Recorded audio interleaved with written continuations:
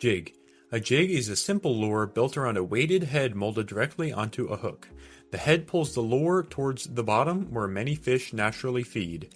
Most jigs are paired with a soft plastic trailer or a skirt made of rubber or silicone strands that pulse in the water.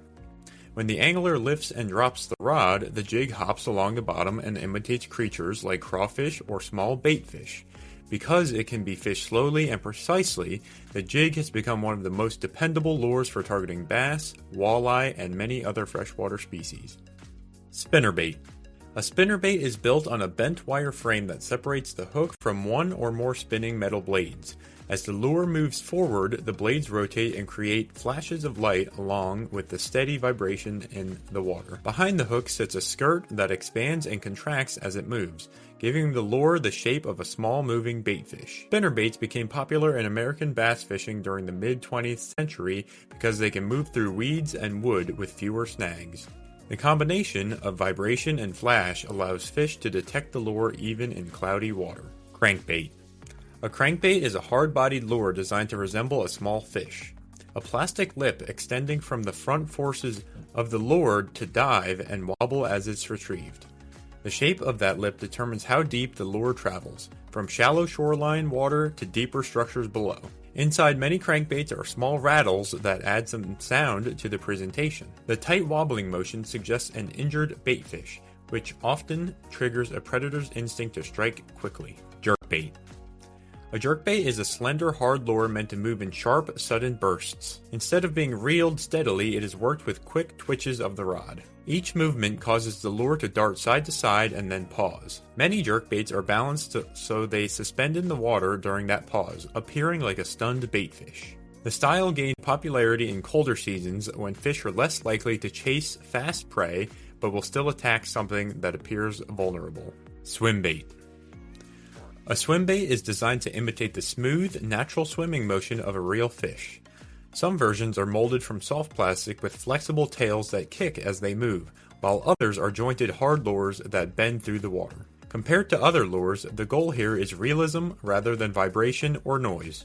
Large swimbaits are often used by anglers searching for bigger fish, since the lure represents a substantial meal moving slowly through the water. Soft plastic worm.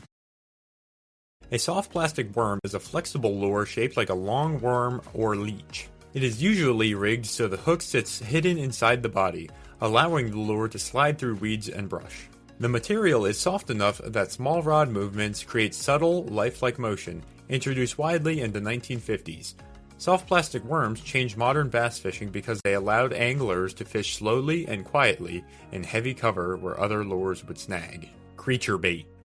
A creature bait is a soft plastic lure with multiple appendages such as claws, legs, and flapping arms. It does not copy one specific animal but instead resembles several kinds of underwater prey at once. As it moves through the water, each appendage shifts and pulses independently.